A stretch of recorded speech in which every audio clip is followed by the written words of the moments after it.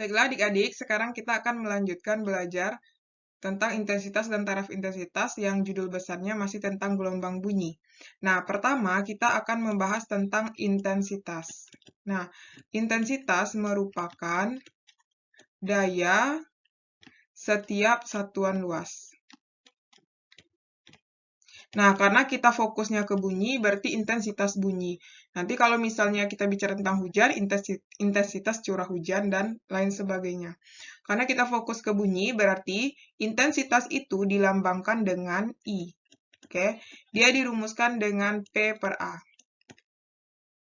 Nah, inilah rumus dari intensitas.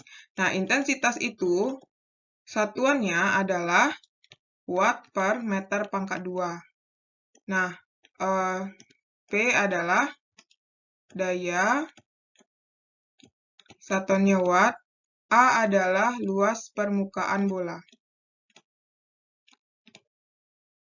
Luas permukaan bola. Jadi, satuannya itu adalah meter pangkat 2. Nah, kalau kita lihat di sini, misalnya ini ada suatu sumber, dia mengeluarkan bunyi. Nah, jadi sumber ini akan tersebar merata ke seluruh tempat dan dianggap intensitas itu adalah luas permukaan bola. Jadi, intensitas itu daya setiap satuan luas dan dianggap karena dia tersebar ke segala arah, dianggap dia bentuknya adalah bola. Oke, paham ya adik-adik? Nah, kalau misalnya intensitas ini berhubungan dengan perbandingan, kalau A itu kan kita lihat rumus luas permukaan bola kan 4 pi R pangkat 2 ya. Nah, artinya I itu berbanding terbalik dengan jari-jari, berarti I sama dengan P per 4 pi R kuadrat. Oke, jadi kalau misalnya I itu berarti berbanding terbalik dengan 1/r kuadrat. Ya, kalau misalnya kita buat dalam perbandingan,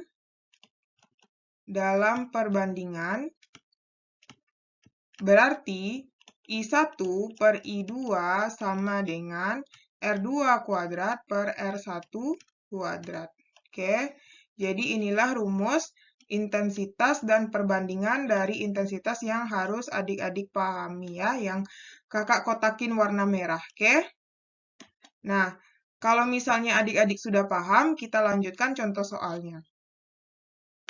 Nah, kita lihat contoh tentang intensitas. Di sini contoh pertama adalah jarak P ke sumber gempa. Ingat ya, jarak itu kita ngitungnya adalah berasal dari sumber. Jarak P ke sumber gempa adalah berarti diketahui RP sama dengan 2 kali jarak RQ ke sumber gempa. Jika intensitas gempa di Q sama dengan, berarti IQ sama dengan 6 kali 10 pangkat 5 watt per meter kuadrat, berapakah intensitas gempa yang dirasakan di titik P? Berarti yang ditanya adalah IP. Nah, sedangkan RP itu 2 RQ, berarti RQ-nya tetap RQ, oke? Nah, jadi yang ditanya itu adalah IP. Oke, jadi kita bicara di sini intensitas itu berbanding terbalik dengan jari-jari. Berarti IP per IQ sama dengan RQ kuadrat per RP kuadrat, gitu. Berarti kita lanjutkan ke sini. IP yang ditanya, IQ kita adalah 6 kali 10 pangkat 5.